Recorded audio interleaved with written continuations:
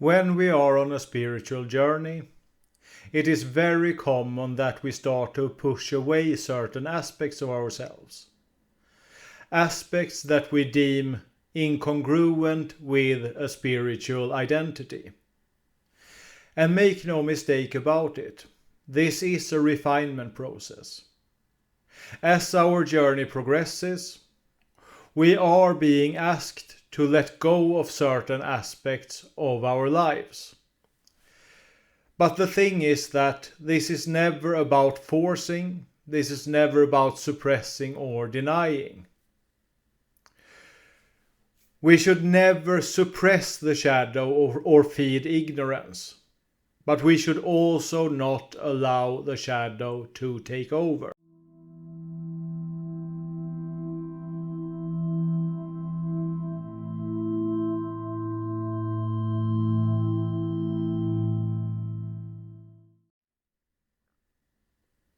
Hello from Sweden and welcome to Everyday Mystic, a channel about God, about freedom and about spiritual awakening. My name is David and today's video I want to start by talking a little bit in general about what the shadow is.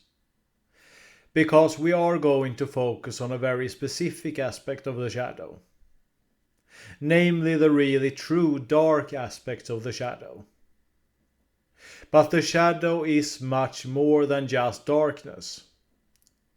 It's everything within us that we have deemed, for one reason or another, not fit for existing within us. It is our unacknowledged parts, our suppressed and unconscious parts. Parts that have become unconscious for this very reason. We don't think that they have any room to live within us. But everything that is there for a reason. This does not mean that we can indulge every whim. It doesn't mean that we are free to do exactly everything that we feel like with no thought of the consequences for ourselves and others. This is a refinement process. But what it does mean is that, as I said, it is there for a reason. It is there for us to look at. Sometimes it is just there for us to look at so we can let it go. But more often than not, I would say, it is about transmuting and refining. And we all have our individual journeys when it comes to this. Some people are very naturally love and light, while other people have a lot more darkness to deal with. And as I said, we are talking about real darkness here. And I'm going to talk a little bit about my story when it comes to this. I have no question in my mind that for me I am seeking light. But my light comes through a lot of darkness. I have a very dark past behind me. When I was younger, I was seeking out every kind of extreme form of expression that I could find, whether it was extreme music, extreme horror films, or in general looking at extreme cultural expressions and extreme individuals within the culture. I don't think that it is healthy to live this type of indulgent life when it comes to the shadow. But I also don't think that it is a part of even myself that I am supposed to completely just discard. No. For me, as I said, this has been a refinement process and a transmuting process. A part of my journey is to look at the darkness and transmute it into something light. Something that some of you that have followed this channel are aware of is that I am an aspiring fiction writer. And I have always been drawn to quite dark expressions when it comes to this. But when I was younger, I was writing very extreme stuff with very little redeeming qualities. This was something that I had to refine and transmute, and make it into something that was not simply mean-spirited. For me, it has been more a question of not allowing the shadow to swallow me, not making edginess into an identity, and at least in my past, also not to indulge dark impulses. This does not mean that we have to be all love and light even with our impulses. We all have our individual journeys, and when it comes to our impulses, we have to have an honest conversation with ourselves. Of course, never harm any other person when it comes to this. But what you feel is acceptable, as long as all parties involved are consensual, that is up to you. That is not up to anyone else to decide, but be honest with yourself when it comes to this. Have an honest conversation with yourself. Look at your life and where your actions are leading you. This is the big thing, because we are not nearly as in control of ourselves as we would like to think that we are. And we are not very good at least unless we are actually observing ourselves and observing the cause and effect aspects of our lives, we are not very good at seeing the long-term pictures of where our actions are leading us.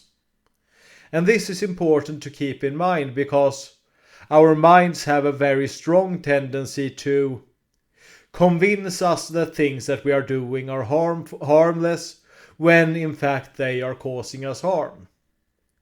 But again, this is not so that we should live up to how we are supposed to be as a spiritual person, or how we are supposed to be in the eyes of society. Being human, even being a spiritual human, is messy. It can often take us down into dark paths. And those dark paths are not always negative. And what I have seen, for example, because I swung in the other direction as many people do, for a while I was just like, now I'm never going to watch another horror film, I'm never going to listen to any extreme music and so on. I am just going to be love and light now. But what I noticed was that I suppressed a side of myself. I didn't really truly feel like I was whole anymore. I started to display a social mask that was not really authentic. Just to name a few things that this did. A non-integrated shadow becomes a happiness mask. And a happiness mask, apart from being something that we usually are not very happy behind, is also a mask that reeks of phoniness. You are not supposed to, like I did, choose between being this love and light blissful new ager or being a dark occultist. And it feels very good sometimes to build up these identities, because suddenly we feel like we are someone. And what I said was, understand also your uniqueness. As I said, I feel drawn to explore some darker aspects of the human experience, while I want to stay completely grounded in the light. For me, it has to do something with understanding the darker aspects of the world, because they are there whether we choose to look at them or not. And even the darkest aspects of being human can tell us something universal about what it means to be a human being. As I said, though, it is a mistake to build an identity around this. We want to come at this from a true, authentic place, and that means a conscious place, an aware place. A place where we actually try to understand ourselves in relation to the darkness that we feel attracted to. Not to be someone in the eyes of others, not to indulge any of these little impulses that really have nothing to do with who we are or why we are here in this specific incarnation in this time in history. But we are here to embrace all of who we truly are. But as I said, doing it consciously. Purify, refine, develop. Let go of the aspects who never truly belong to you. And refine and develop the aspects that you feel are still something that are part of who you are. For me, I'm somewhere between innocence and darkness plus transgression. What do I mean by this? I feel drawn to both this innocent, pure spiritual life, but I also feel drawn to these, as I said, darker aspects. And most people need to have some sort of relationship with their darkness. To take an interesting example that I think is very relevant, at least for me and for the times that we are living in, if we want to understand why we should not automatically close our eyes to dark expressions of creativity, for example. Why dark expressions of creativity can actually teach us something. If we are, on the one hand, open to what they are here to teach us, and on the other hand, are not so vulnerable that they damage us. And this is the series Black Mirror that is available on Netflix. It is one of my absolute favorite series, but it is also very dark. But what this is showing is specifically what some